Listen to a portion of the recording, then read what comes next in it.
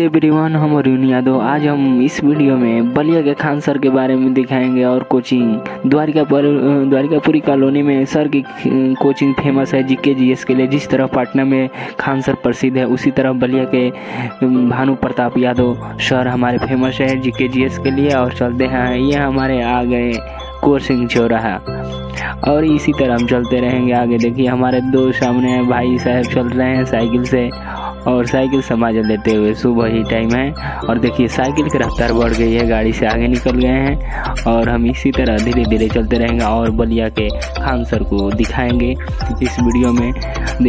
अब हम GGIC school पर आ गए हैं दोस्तों।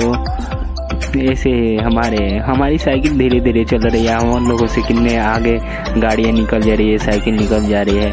और ऐसे ही देखिए स्वच्छता का नियम का पालन यहाँ पर किया जा रहा है।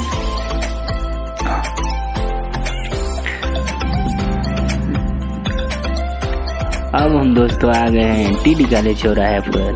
TD कॉलेज चौराहे पर रुद्रा होटल दिखाई दिया, ये मूर्ति दिखाई दी और हम राइट साइड मुड़ेंगे अब यहाँ से।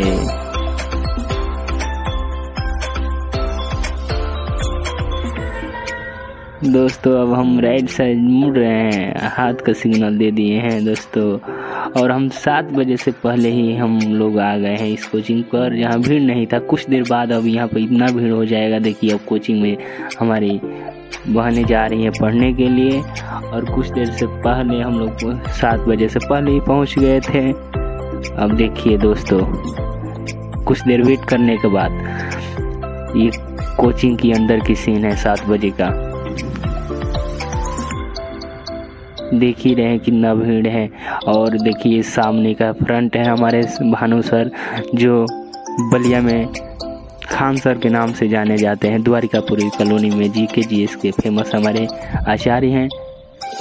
देख ही रहे हैं कितना भीड़ लग रहा है। जहाँ पर पटना में उतना दिखाई नहीं देता होगा, ये बलिया में दिखाई देता। बहुत दूर दूर से भाई आते हैं पढ़ने के लिए यहाँ पर।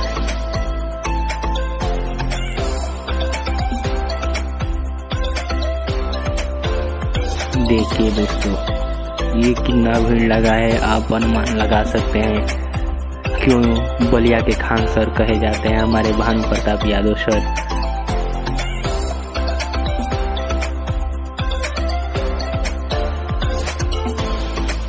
जब छुट्टी होती है तो गली जाम हो जाती है, आने जाने का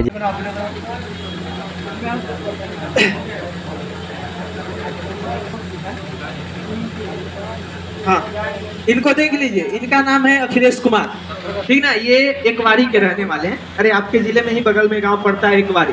बहुत सारे बच्चे आते हैं, हम मानते हैं ना एक बार। देखिए देखने का मतलब ना, जहाँ पे लोग मेहनत करते हैं देख करके भी हम सीख सकते हैं। और हम जब से पढ़ा रहे हैं ना, बहुत सारे ऐसे बच्चे हैं, कोई भी ऐसी वैकेंसी नहीं होती है जिनमें सिलेक्शन नहीं होता है बच्चों, क्योंकि मेहनत लगन है एक तरह से कह लिए, मेहनत करते हैं वहाँ के बच्चे, अब चाहे जैसे भी हो। इनको देख रहे हैं ना, इन्होंने अभी SSC CPO SI का एग्जाम दिया था। CPO SI दरोगा होता है केंद्रीय बलों में एक तरह से। CPO SI का एग्जाम दिया, उसको भी इन्होंने क्वालिफाई किया। उसके बाद SSC GD में एक तरह से कह लीजिए कि इनका मेडिकल बाकी एग्जाम, उसको भी मतलब क्वालिफाई किया। उसके अलावा कोस्ट गार्ड की इनकी ज्वाइनिंग आ चुकी है और कल का NTPC Tier 2 का जो रिजल्ट आया है उसको भी इन्होंने क्वालिफाई किया। मतलब एक तरह से सोचिए,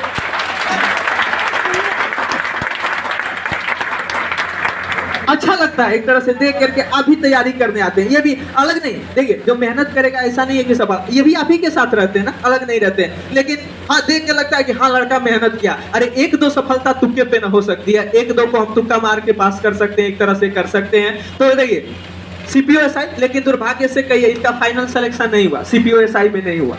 कोई बात नहीं, CPO SI में नहीं हुआ, चलिए। उसके अलावा हमने कहा कि जो कोस्ट गार्ड है इनका ज्वाइनिंग आ चुका है, 28 तारीख को इनकी ज्वाइनिंग है। INS चिल्का में एक तरह से कह लिए उड़ीसा में 28 को इनकी ज्वाइनिंग है। SSC GD में भी इनके मार्क्स काफी अच्छे हैं। अगर फाइनल में अरे सब कुछ हो गया, मेडिकल बाकी है, तो जब ये कोस्ट गार्ड का ये मेडिकल फिट हो सकते हैं तो SSC का भी हो सकते हैं, कोई दिक्कत नहीं। तो SSC GD में भी मान लीजिए हो जाएगा, उसमें मेरिट में ये नहीं छटेंगे, उसमें कोई दिक्कत नहीं है। अब बाकी NTPC Tier 2 का रिजल्ट कल का आया है, तो वो भी समझ लीजिए कि अगर सब कुछ ठीक रहा तो उसमें भी एक तरह से इनका सिलेक्शन हो जाएगा। मतलब इनके पास अब ऑप्शन है।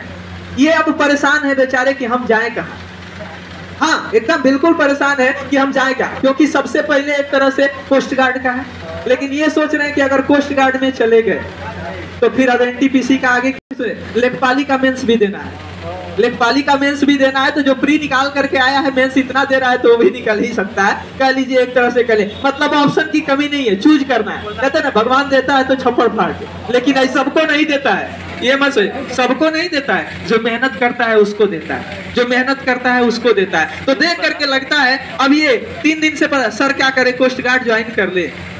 हम भी कहे कि ज्वाइन कर लीजिए, क्या करे भविष्य में क्या पता, लेकिन अब कह रहे हैं कि रहने दीजिए, क्योंकि बहुत ऑप्शन है आपके पास। और ऐसा नहीं है, इतनी भी भाग खराब नहीं है कि इसमें से कोई नहीं मिलेगा, इतने ऑप्शन है तो एक तरह से कह लीजिए। बाकी इनकी इच्छा है जिसमें आप जाना चाहें, विकल्प तो बहुत सारे हैं। तो आप लोग के लिए बस ऐसा नहीं कि अगर मेहनत करेंगे तो ऐसा हो ही नहीं सकता कि निकलेगा नहीं। आप खुद सोचिए, ये बहुत बड़ा नहीं, हाँ लेकिन इतना कर सकते हैं ना कि जितने दिन से पढ़ने आते हैं एकदम रेगुलर आते हैं, इस बात का हम विश्वास दिलाएंगे। या इनके साथ जो और भी लोग हैं, बहुत लोग हुए इनके सीनियर, कुछ हो गए पुलिस वगैरह में, अलग अलग वैकेंसी में हो गए, कई लोग हो गए, एग्जाम्पल बहुत लोगों का है। कितने लोग साथ में जो है वो भी पढ़ने में ठीक है और देख करके मेहनत करते हैं कि वो मेहनत कर रहा है तो हम भी मेहनत करेंगे, क्योंकि उनको अगर सफलता मिल सकती है हमारे साथ रह के तो हमको भी मिल सकती है। और ऐसा नहीं है कि आप लोगों को नहीं मिलेगी, लेकिन आप लोग करेंगे। आप खुद ईमानदारी से सोच के देखिए ना कि आप जितनी मेहनत करते हैं, क्या उतनी मेहनत आपकी सफलता के लिए एकदम जरूरी, उतने से आपको सफलता मिल जाएगी। अगर आपका दिल कहता है कि हाँ इतना हम पढ़ाई करने से हमको सफलता मिल जाएगी, तब तो मिलेगी।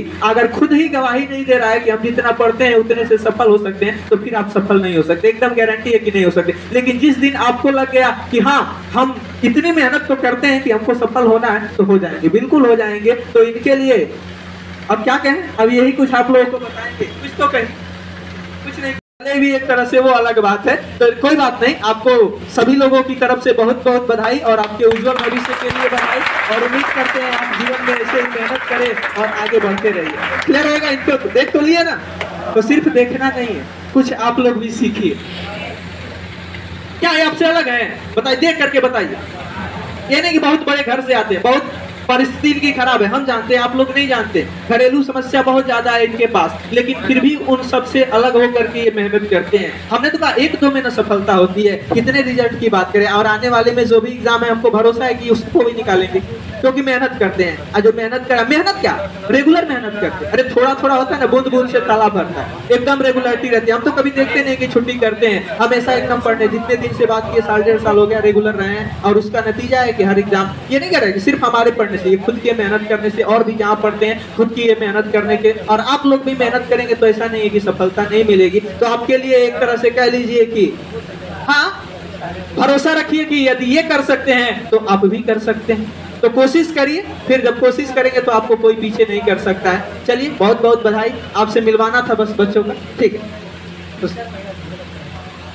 गब्बर, हाँ वो तो खुश रहेंगे। अब आप सोचिए, उनको दुखी नहीं कर, वो तो खुश रहेंगे, क्योंकि उनके पास तो बहुत सारे ऑप्शन है ना। अब आप सोचिए कि आप कैसे खुश रहेंगे। तो कोशिश करिए, बस कुछ नहीं करना भाई, मेहनत